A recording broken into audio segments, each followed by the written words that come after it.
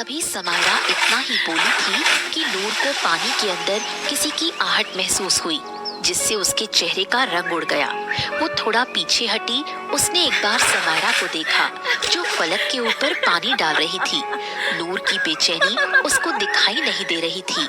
देखते ही देखते नूर को किसी विचित्र शक्ति ने पानी के अंदर खींच लिया। पानी में तेज शोर हुआ तो फलक और समायरा ने पीछे मुड़ के देखा।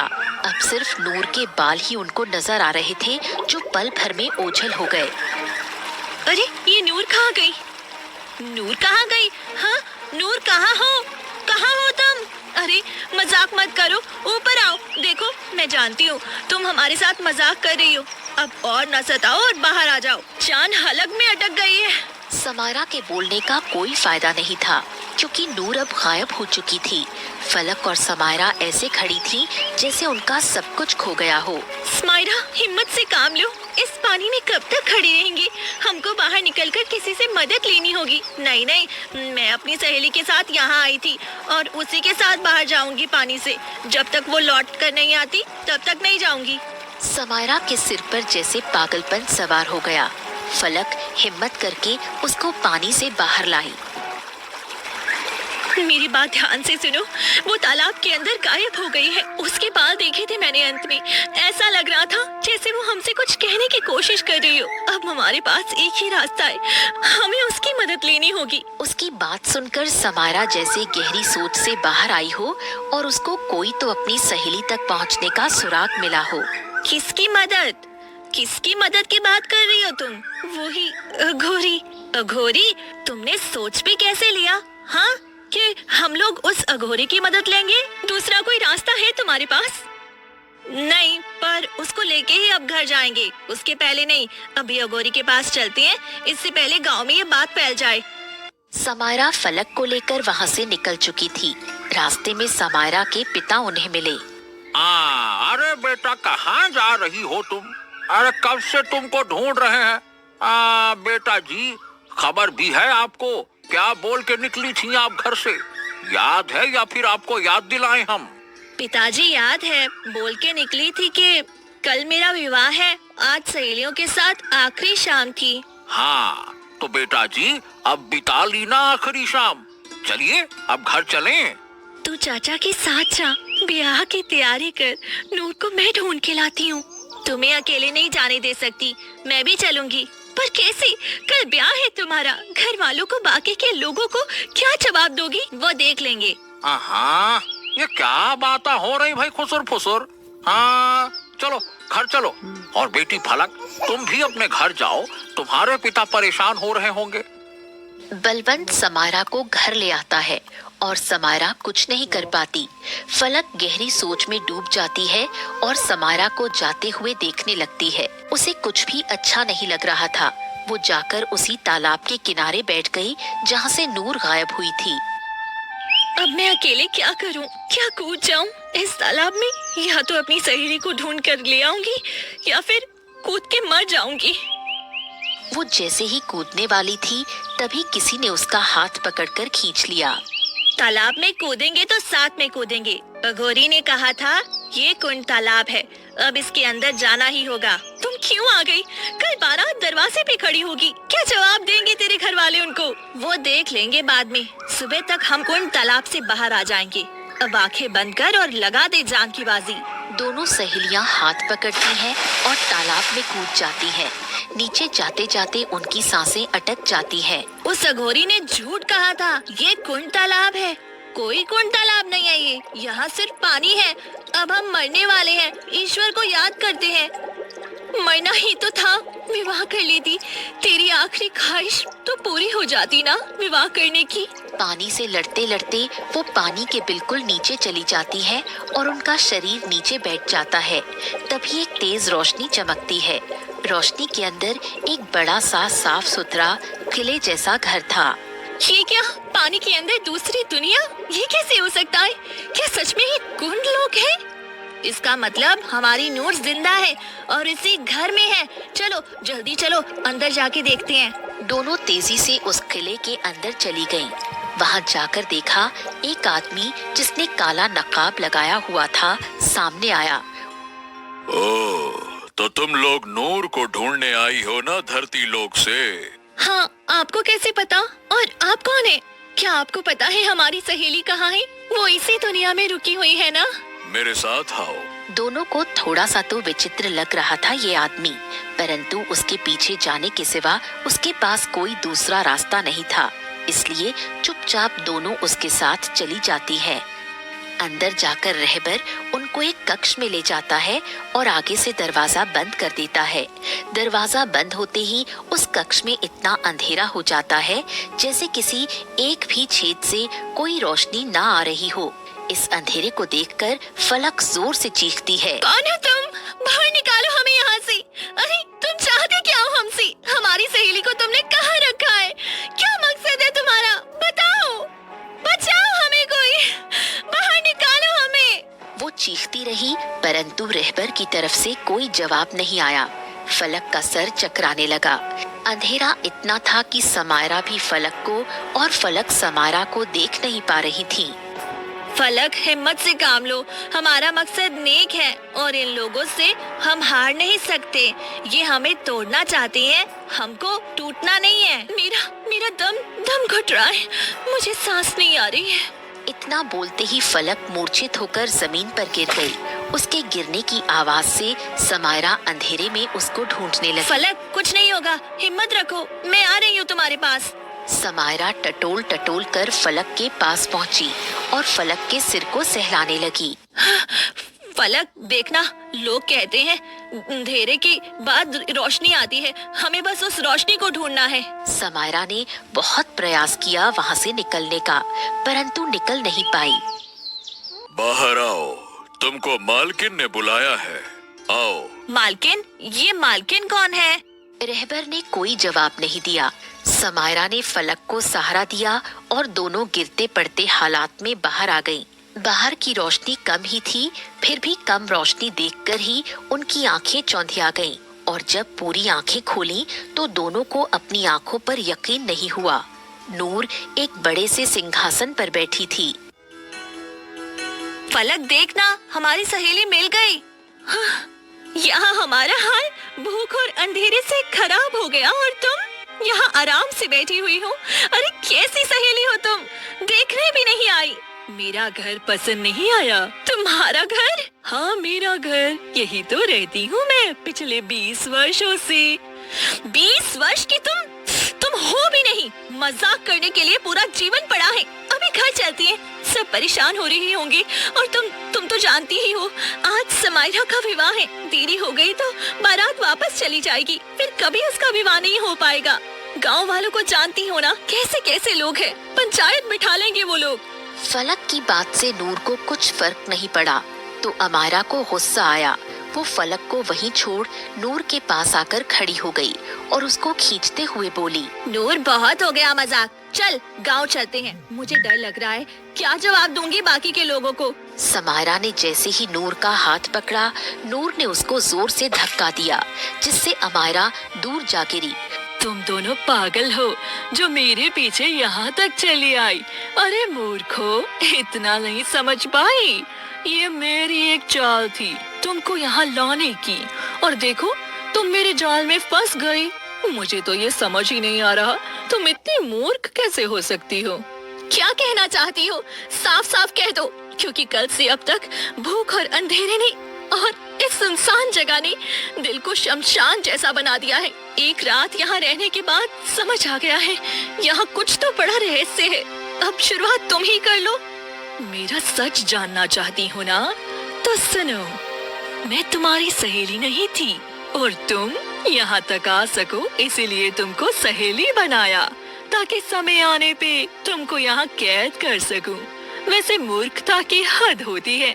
2 साल मेरी सहेली बनी रही, आज तक कभी ये भी नहीं पूछा कि मेरा परिवार कहाँ है और मैं तुम्हारे घर क्यों नहीं जाती।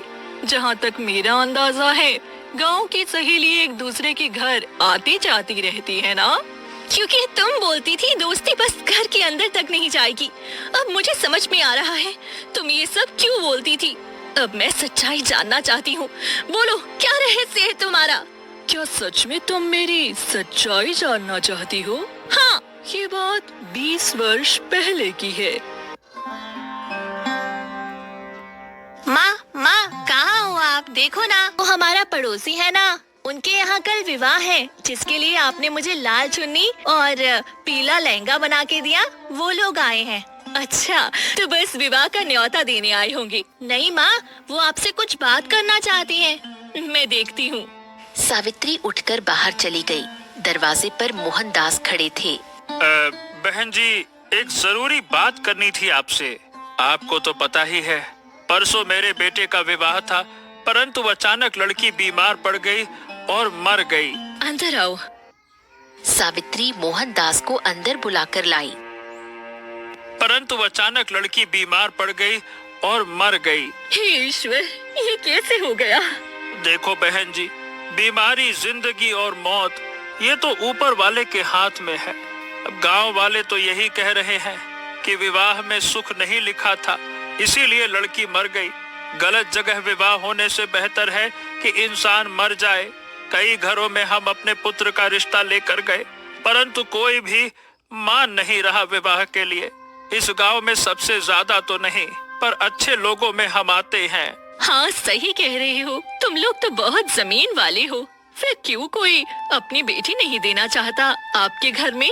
पता नहीं, इसीलिए मैं आपके घर आया हूँ। क्या आप नूर का विवाह मेरे पुत्र से करेंगी? क्योंकि मैं आपको जानता हूँ, आप पुरानी बातों को नहीं मानती। आप पे कोई जोर जबरदस्ती नहीं है।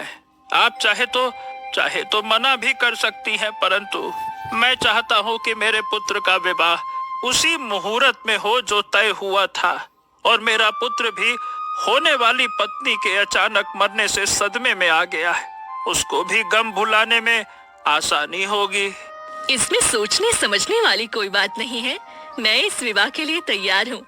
मेरी नूर ऐसे तो लाखों में एक है, परंतु श्याम भी बहुत सुंदर और अच्छा नेक लड़का है। हम इस विवाह के लिए तैयार हैं। और इस तरह नूर और श्याम का विवाह हुआ।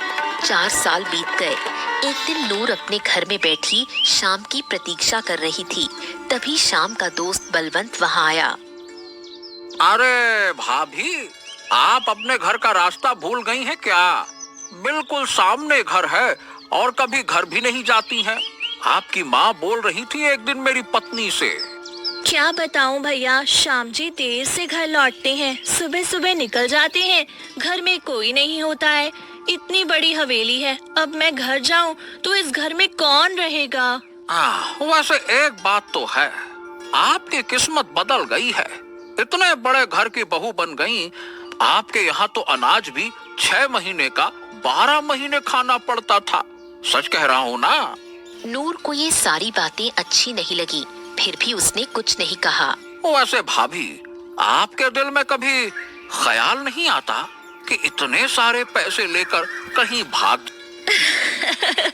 अरे ये मेरे पति हैं, मैं उनके पैसे लेकर कहाँ भागूं?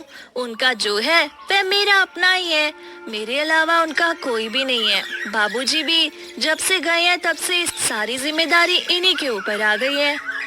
बलवंत वहाँ से चला गया और घर आकर अपने छोटे भाई सोहम से सारी बात कही। क्या कहना चाहते हो? साफ साफ कहो आप। अरे सोचा था कि नूर से विवाह करूंगा, पर नूर की माँ ने सही जगह हाथ मार लिया। समय से पहले ही श्याम से उसका विवाह कर दिया। अरे जब तक हम खाने कमाने लायक हुए, तब तक श्याम ने बाजी मार ली। नूर, अरे नूर जैसा उसका नाम है ना, उससे भी कहीं ज्यादा नूर है उसके चेहरे पे। हमारी पत्नी तो ऐसी लगती है उसके सामने जैसे नौकरानी हो। अरे भाई देखो, जिसके पास जैसा धन वैसी तकदीर। अब जितना हमारा काम है, ऐसी हमें पत्नी मिल गई। और वैसे भी माँ मेरा विवाह करने को बोलती थी नूर से। आप क्यों इतना चल रहे हो? मुझे तो कोई फर्क नहीं पड़ा नूर से, उसके विवाह से, उसके पति से। आपको क्यों इतना पड़ रहा है? अरे देख, तेरा विवाह करने का माँ बोलती थी, बड़ा मैं था। इसीलिए विवाह के बारे में कि नूर से मेरा विवाह हो जाए, मैं ही सोचता था। मैंने ही सपने पाल के बैठे थे, क्या कहूँ मैं। बलवंत अजीब सा मुंह बनाकर बाहर की ओर चला गया। वो अपनी जलन को छुपा नहीं पाया। कुछ तो चल रहा था उसके मन में। वो चलते चलते घर के बाहर आ गया और एक जगह बैठ गया।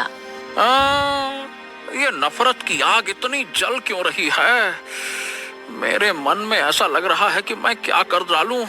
अरे जिस लड़की को पसंद किया उसी का विवाह बिल्कुल घर के सामने हो गया। दूर होता तो उसकी खुशी से फर्क नहीं पड़ता। आंखों के सामने अपने प्यार को किसी और के बाहों में किसी और के साथ। वाह! तभी उसकी नजर शाम पर पड़ी, जो बड़े सुकून से घर की ओर जा रहा था। ये होता है सुकून। हाँ, जब पैसा और पत्नी दोनों अच्छे हों तो मर्द के चेहरे पर सुकून उभर ही आता है। ससुरा, ये सुकून तो हमें कभी नसीब नहीं होगा। घर जाओ तो हमारी पत्नी की शक्ल कुछ तो बुरी है ही, और कुछ वो बुरी बना लेती है मुझे देख के। अब इंसान करे तो करे क्या? इंसान अपना दुख तो सह ले, पर ससुरा इस श्याम का सुख सहा नहीं जाता मुझसे। बलवंत अपना गुस्सा सह नहीं पाया। वो अपनी जगह से उठा और उसने शाम के सिर पर एक ईंट से वार किया, जिससे शाम एक बार में ही गिर गया। बलवंत का गुस्सा इतना बढ़ गया था कि उसको ये पता ही नहीं लगा कि वो क्या कर रहा है।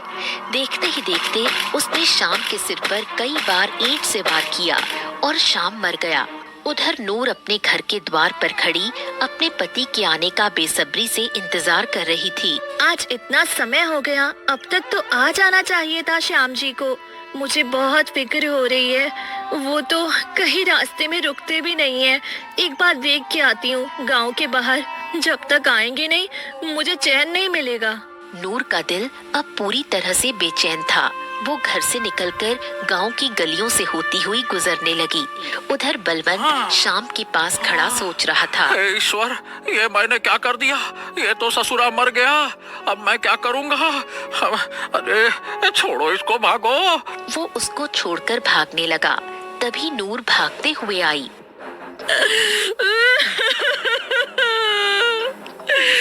बलवंत, तुमने मेरे पति को मार डाला। अरे ससुरा श्याम तो मारा गया, नूर ने भी देख लिया। अब तो ये मुझे सजा दिला कर रहेगी। अब मैं क्या करूं, क्या करूं, क्या करूं, क्या करूं? ऐसा नहीं हो सकता। आप मुझे छोड़ के नहीं जा सकते। मैं आपको खो नहीं सकती। आपके सिवा मेरा दुनिया में कोई भी नहीं है। मेरा सुहाग गुजर नहीं सकता। उठिए, उठिए। उठिए। हाँ, अभी ये जब तक अपने विलाप में है तब तक तो ठीक है। जब ये होश में आएगी तो मुझे सजा जरूर दिलाएगी। इसका कुछ ना कुछ तो करना पड़ेगा, करना पड़ेगा। क्या करूं, क्या करूं, क्या करूं? वो भागकर सोहम के घर आया। हाँ, सोहम! अरे सोहम, दरवाजा खोल! अरे सोहम, दरवाजा खोल! अरे कौन है इतनी रात को? अरे दरवाजा खोल जल्दी से, आवाज मत कर, जल्दी आ। क्या हुआ भैया? आप इतने घबराए हुए क्यों हो? मैंने श्याम का खून कर दिया। क्या? क्यों? ये आपने क्यों किया भाई? समय नहीं है मेरे पास। जल्दी चल, इससे पहले कि सुबह हो जाए और लोग जाग जाएं। मेरे साथ चल। अरे तो मैं कहाँ जाऊँ? नूर ने मुझे अपने पति का खून करते हुए देख लिया है। वो मुझे सजा जरूर दिलाएगी। इससे पहले कि वो होश में आ जाए हमें उसको रास्ते से हटाना होगा। क्या बात करते हो भैया? एक खून के ऊपर से एक और खून? आसान है क्या ये सब? हलवा है क्या? आप कर सकते हो, मैं किसी का खून नहीं कर सकता। दिमाग खराब है क्या? अरे तो क्या अपने भाई को मरने देगा तू? खून के रिश्ते अब सफेद हो गए क्या? क्या बातें करता है तू रे? ठीक है भाई, चलो चलते हैं। अब जैसा आप बोलो वही करेंगे। आपको बचाने के लिए तो कुछ भी करूंगा। चलो। दोनों चलते हुए श्याम और नूर के पास आए। नूर उनको देखकर अपनी जगह से खड़ी हो गई। बलवंत, तुमने मेरे पति को मार डाला। तुझे जिंदा नहीं छोड़ूंगी मैं। मेरे पति का क्या कसूर था, मुझे ये तो बता दे। कसूर कुछ नहीं था, बस मैं जल्दी गुस्से में आ जाता हूँ नूर। आज भी गुस्सा सर पे चढ़ गया और उसमें तुम्हारा पति मर गया। सच कहता हूँ नूर, उसको मारना नहीं चाहता था, परंतु जब गुस्से में होता हूँ ना मैं आपा खो देता हूँ। राजा के पास जाऊंगी, अपने पति के लिए इंसाफ मांगूंगी। देखो, तुम वहाँ नहीं जा सकती हो। क्योंकि इतना बोलते ही बलवंत ने नूर को भी ईंट से मारना शुरू कर दिया। वो अपने पति की लाश को देखकर पहले ही मर गई थी। अब बलवंत ने सोहम के साथ मिलकर उसको घसीटना शुरू किया और तालाब के किनारे ले गए। उसको तालाब में फेंक दिया। ये परफेक्ट है।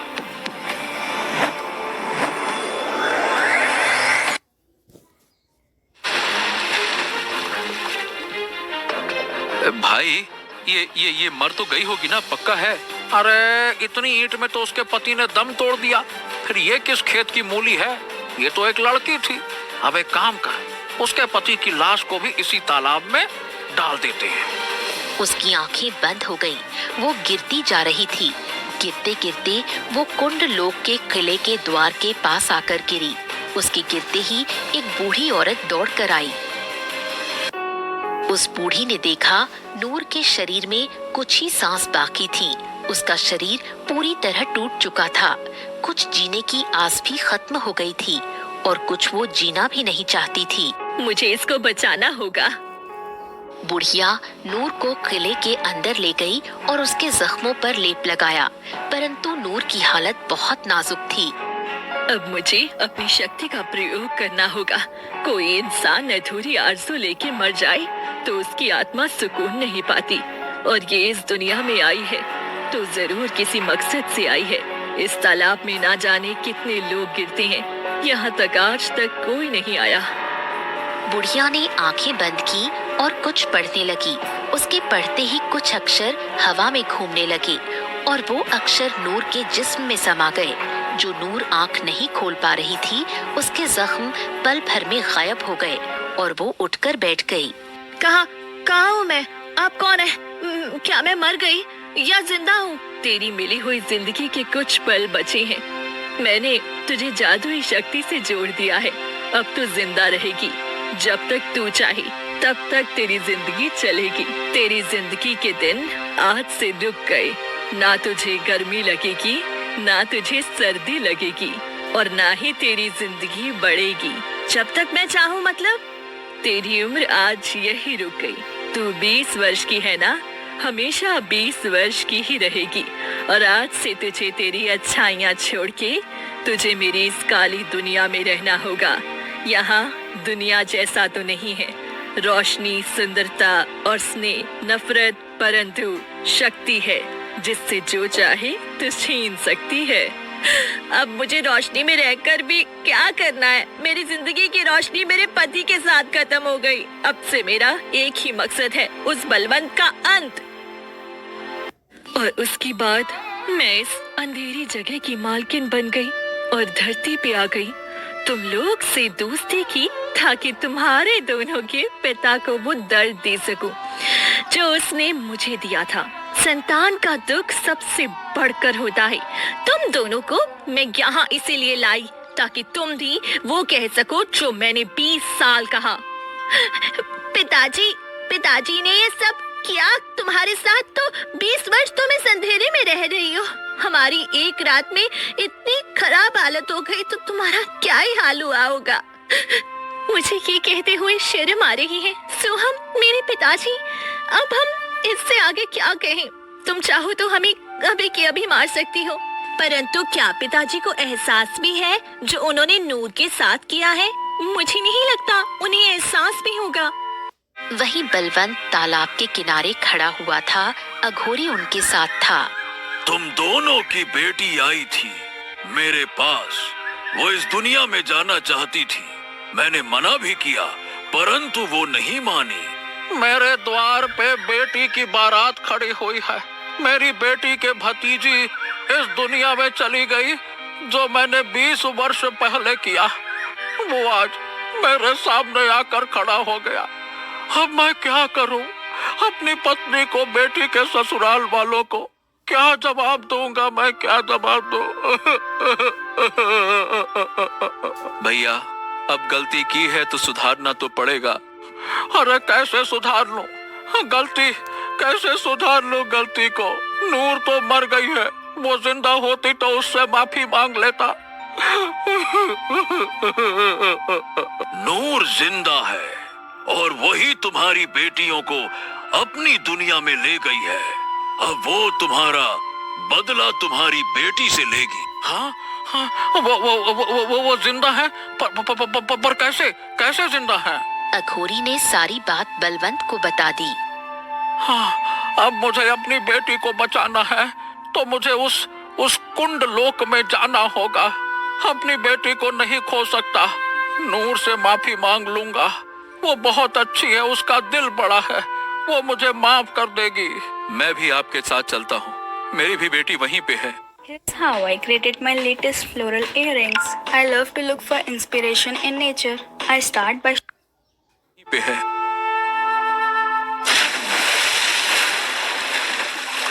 दोनों कुछ ही देर में कुंडलोक पहुंचे और नूर के पैरों में गिर गए।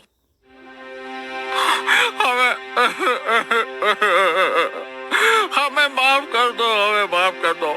हमसे गलती हो गई थी। जो हमने किया वो जानबूझ के नहीं किया। बलवंत को अपने पाँव में झुका देख नूर को वो 20 वर्ष याद आ गए। एक एक पल कैसे जिए थे उसने ये दिन। वो गहरी सोच में थी। तभी बलवंत ने नूर के पैरों को खींचकर उसको गिरा दिया और उसके बाल पकड़कर बोला,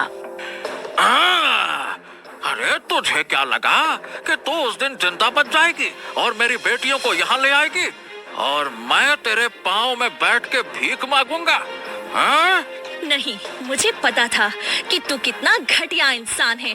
जो तूने किया उसका तुझे अफसोस नहीं, खुशी होगी। आज तो तेरा अंत होगा।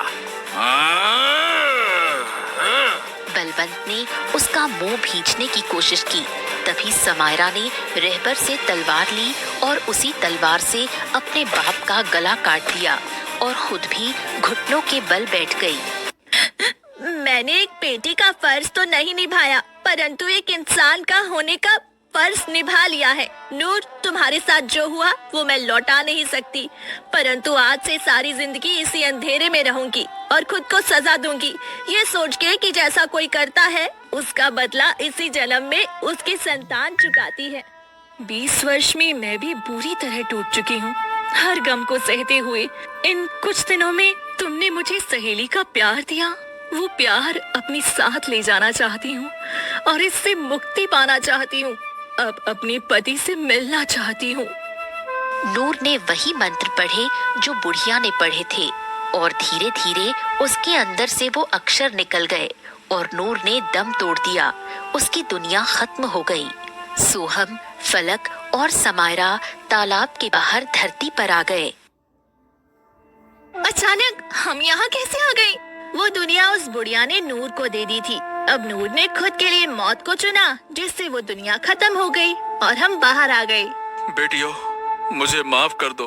मैं सही बताऊं, मैं भैया की बात में आ गया था। फलक और समायरा जैसे सोहम की बात सुन ही नहीं रही थी। उनकी आंखें उसी तालाब में नूर को ढूंढ रही थी, जैसे उनकी पूरी दुनिया उसी तालाब